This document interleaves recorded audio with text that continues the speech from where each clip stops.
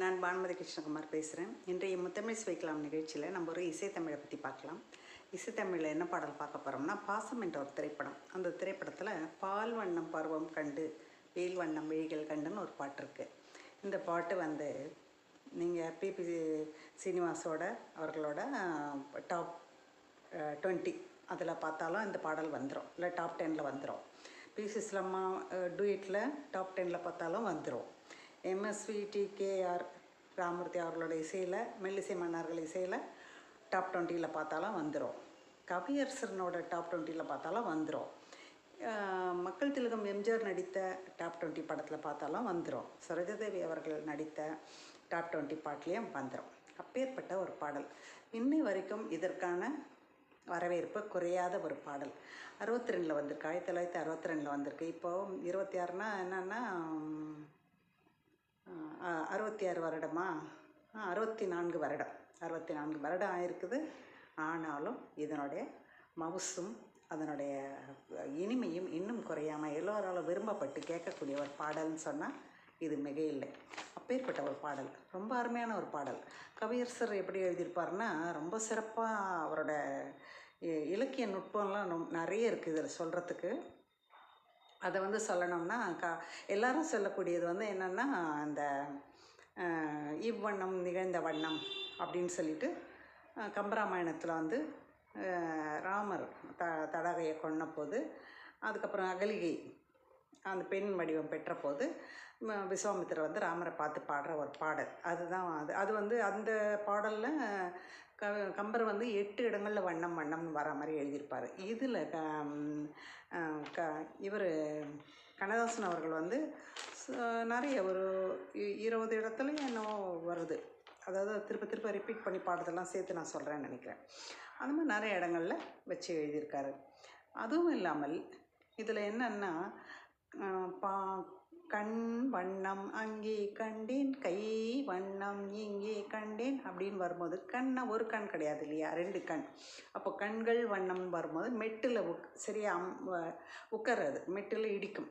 அப்போது கை வண்ணம்னா கைகள் தானே, பன்மை தானே வரணும், ஒருமை வரக்கூடாது இல்லையா. அப்படி வரும்போது பார்த்திங்கன்னா பொற்குற்றம் வந்துடும். ஆனால் அப்படி வராமல் இருக்கிறதுக்கு கண் வண்ணம் என்ற இடத்துல ஒற்றலபடை என்று சொல்வார்கள். அந்த ஒற்றை அளபேடு அதிகரித்து பாடுவது. கை வண்ணம் போது ஐயை உயிரெழுத்து, உயிரளபடை என்று சொல்வார்கள். அந்த உயிரெழுத்தை அசைத்து நிறைய நேரம் அந்த அளவை தாண்டி அதை பயன்படுத்தி அளபடை என்று சொல்வார்கள். அளவை தாண்டி பயன்படுத்தி அதை நீட்சியாக பாடும்போது அந்த இலக்கண பிழை இல்லாமல் சரி செய்யப்பட்டு விடுகிறது. அப்போது இது கண்கள் பன்மையை போட்டு கல் போட்டு எழுதியிருக்கலாம். ஆனால் கல் மெட்டில் உட்காராதுல, சரி மெட்டில் உட்காரலன்னா என்ன, வேறு மெட்டு போட்டுக்கலாம் இல்லையா. ஆனால் இந்த மெட்டு எல்லோராலையும் ஏகோபித்த வரவேற்பு பெற்றிருக்கும் போல இருக்குது. இயக்குனர் எல்லாராலையும் வரவேற்பு பெற்றிருக்கோம். இந்த மெட்டை விட மனசு இல்லாமல் தான் இந்த இலக்கண பிழையும் வராமல் இதை சரி பண்ணி எழுதியிருக்காங்கன்னு நான் சரி பண்ணி இசை போட்டிருக்காரு மெல்லிசை மன்னர்கள். நான் ஒரு கூட்டத்தில் கூட நான் பேசியிருக்கேன். அந்த மாதிரியான ஒரு இலக்கணத்தை எப்படி கையாண்டிருக்காங்க அப்படின்ற மாதிரி இந்த பாடல் இருக்கும். அதுக்கு ஒரு உதாரணமாக இந்த பாடல் இருக்கும். இன்னொன்று சொல்லணும்னா, அது எப்படி உண்மையானா, அதே மாதிரி பெண் வண்ணம் நோய் கொண்டு வாடுகிறேன், அந்த பெண் வண்ணம் வரும்போது அந்த நீட்சி இருக்காது. அந்த கமகங்களில் இப்போ அசைச்சு பாடாமல் அப்ரப்டாக பாடுவாங்க, அப்படி கட் பண்ணி பாடுவாங்க. பெண் வண்ணம் அவ்வளோதான், அது பெண் அப்படி இருக்க மாட்டாங்க. ஏன்னா அதுக்கு முந்தின வரிகள்லாம் இழுத்து பாடின மாதிரி இங்கே அந்த மாதிரி பாடி இருக்க மாட்டாங்க. அதுதான் இந்த பாடலனோட சிறப்பு. இந்த மாதிரி நிறைய சிறப்பு அம்சங்கள் இருக்குது. அதே மாதிரி அவர் ஆணுன்னும் போது அவருடைய ஆசைகள் எல்லாமே நெடில் வார்த்தைகள், பால் வண்ணம் அந்த மாதிரி நிறைய வேல் வண்ணம் அந்த மாதிரிலாம் பாடியிருப்பாங்க. இவங்க பாடும்போது கொஞ்சம் மென்மையாக, ஒரு பெண்ணுன்றதுனால கொஞ்சம் மென்மையாக பாடியிருப்பாங்க. அவர் ஒரு திருடனே சரோஜாதேவி அவங்க காதலிக்கிறாங்க. அவங்க கனவு காண்றாங்க. அப்போது அந்த கனவில் அவர் திருந்தி நல்லவர் ஆகிடுற மாதிரியும், அப்போ கல்யாணம் பண்ணிக்கிற மாதிரியும் இருக்கிறதுனால இந்த இடத்துல அதுக்கு முன் பாடல்கள்லாம் டிஎம்எஸ் தான் பாடியிருப்பார் அந்த படத்தில், மக்கள் திலகம் எம்ஜிஆருக்கு. ஆனால் இதில் மட்டும் பிபிஎஸ் மக்கள் திலகத்துக்கு ஒரு 3 பாடல்கள் தான் பாடியிருக்காரு. அதில் இந்த ஒரு பாடல் அது மாதிரி ஒரு மென்மையாக நல்லவராக திருந்திட்டார், மென்மையாக அந்த வித்தியாசம் காட்டுறதுக்காகவே பிபிஎஸ் குரலை பயன்படுத்தியிருப்பாங்க. அந்த மாதிரியான ஒரு பாடல் இது. எடுத்த உடனே அந்த கனவு காட்சிக்கான ஹார்ப் வந்தோடனே வயலின்லாம் பிரமாதமான வயலின், மேண்ட்லின், மரக்காஸ், ஃப்ளூட் எல்லாம் பால் வண்ணம் பருவம் கண்டு வேல் வண்ணம் விழிகள் கண்டு மான் வண்ணம் நான் கண்டு வாடுகிறேன். இவரோட பாடல்களை அளபடியாக கிடையாது, எல்லாம் ஆரோகணம், எல்லாம் வந்து நெடில் எழுத்துக்கள் வச்சு எழுதியிருப்பாங்க. அபநாரா என்று சொல்ல மாதிரி இசையும் போய்கொண்டே இருக்கும். இவங்க பாடும்போது பி சுசிலாம்மா பாடும்போது கண் வண்ணம் அங்கே கண்டேன், கை வண்ணம் இங்கே கண்டேன், பெண் வண்ணம் நோய் கொண்டு வாடுகிறேன் அப்படின்னு அவங்க பாடுவாங்க. அதுக்கப்புறம் அந்த வயலின், மேண்டலின் எல்லாம் பிரமாதமான இசைகள். திருப்பி இவங்க பாடும்போது இந்த சரணங்கள்லாம் பார்த்திங்கன்னா இந்த டன்னகரம் ரன்னகரம் என்று சொல்வார்கள். 3 ஸ்வீனா 2 ஸ்வீனா என்று சொல்லக்கூடிய சொற்களை வந்து அவங்களோட அந்த சொற்களினோட உச்சரிப்பு வித்தியாசம் தெரிகிற அளவுக்கு பி சுசிலாம் மிக அழகாக பாடியிருப்பாங்க. மெல்லிசை மன்னர்கள் இப்படி பாட வச்சுருப்பாங்க. அதுக்குன்னே இந்த சவால் விடுற மாதிரி இந்த பக்கத்தில் இந்த 3 சுழியினும் 2 சுழியினும் பக்கத்தில் வரும். இதில் ரொம்ப ஒரு சிறப்பு இந்த பாடல். அதே மாதிரி கண்ணனி என்னும் மன்னன் பேரை சொல்லலை அந்த 2 சுழியின் 3 சுழியின் லா லா ரா ரா இதெல்லாம் அங்கே நிறைய வரும். அந்த வித்தியாசங்கள் அந்த உச்சரிப்பு தெரிஞ்சால் மட்டும்தான் பாட முடியும். அந்த மாதிரியான ஒரு பார்க்கறதுக்கு இனிமையாக இருந்தால் கூட ரொம்ப உச்சரிப்பு ரீதியாக பார்த்து ரொம்ப கஷ்டமான பாடல். அது சுத்தமாக பாடுறது கஷ்டம். அந்த மாதிரியான ஒரு பாடல்.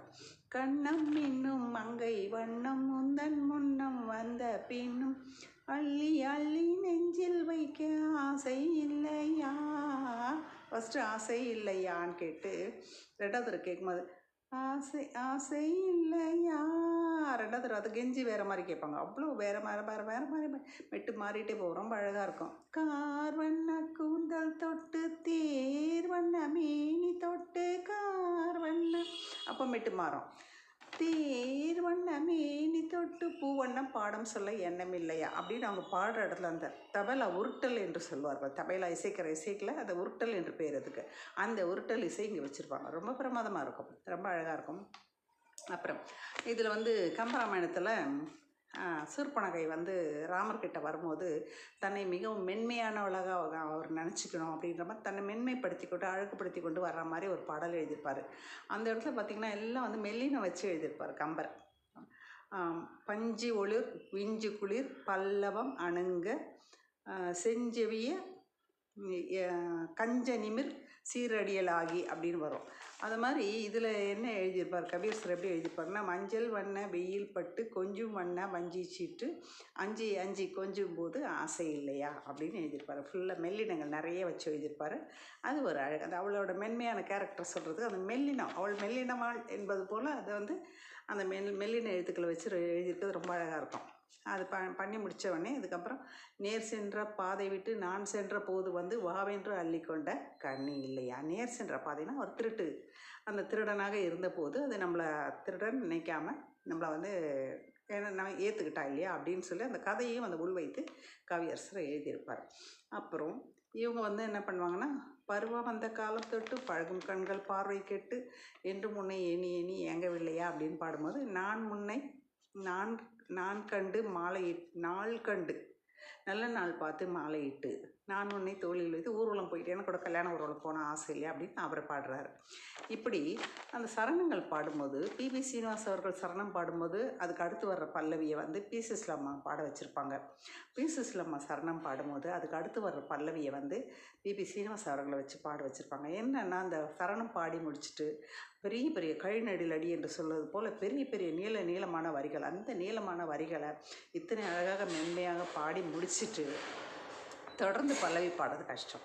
அப்போது சரணம் பாடினவங்களுக்கு மாற்றாக ஒரு ஏற்பாடாக ஒரு பல்லவியை பாட வைக்கிறது, அடுத்த சரணம் பாடுறவங்களுக்கு அடுத்து பல்லவியை பாட வைக்கிறது, இப்படின்னு ஒரு அவங்கள ரிலாக்ஸ் பண்ணி பாட வைக்கிறது, அவங்கள வந்து கஷ்டப்படுத்தி பாட வைக்காமல் இந்த மாதிரிலாம் ரொம்ப அருமையான பண்ணியிருப்பாங்க. பி சுசிலாம்மா பாடும்போது கூட எண்ணம் இல்லையா கண்டினியூஸாக பாடிட்டே வந்துட்டு எண்ணம் நெஞ்சில் வைக்க ஆசை இல்லையாலாம் சொல்லும்போது எண்ணம் இல்லையா அப்படின்னு பிரித்து காட்டி பாடியிருப்பாங்க. அந்த இடத்துல தான் மூச்சு வாங்குகிற இடம். அவங்கெல்லாம் பாடினாங்கன்னா மூச்சு வாங்குகிற இடமே தெரியாது, நம்ம கவனித்தாதான் தெரியும். அந்த மாதிரியான அருமையான பாடல், இவ்வளோ கஷ்டமான பாடலை அவ்வளோ இயல்பாக சாதாரணமாக பாடிட்டு போயிருக்காங்க. அவ்வளோ அதை அவங்கெல்லாம் வந்து என்ன சொல்கிறது, மேதைகள். நல்ல ஒரு பாடல் அழகாக கொடுத்ததுனால தான் இன்னும் 64 வருடங்கள் தாண்டி இன்னும் இந்த பாடலாம் நிற்கிது. பாசம் என்ற திரைப்படத்தில் இந்த பாடல் ரொம்ப கேளுங்க. இதில் சரோஜா தேவியும் மக்கள் திலகம் அவர்களும் அத்தனை அழகாக இருப்பாங்க. ரொம்ப இயல்பாக இருக்கும். அந்த கருப்பு வெள்ளை பார்க்குறதுல அவங்க 2 பேரும் பார்க்குறதுக்கு ரொம்ப அழகாக நல்லா இருக்கும். ரொம்ப அருமையான ஒரு பாடல். பாருங்கள். நன்றி, வணக்கம்.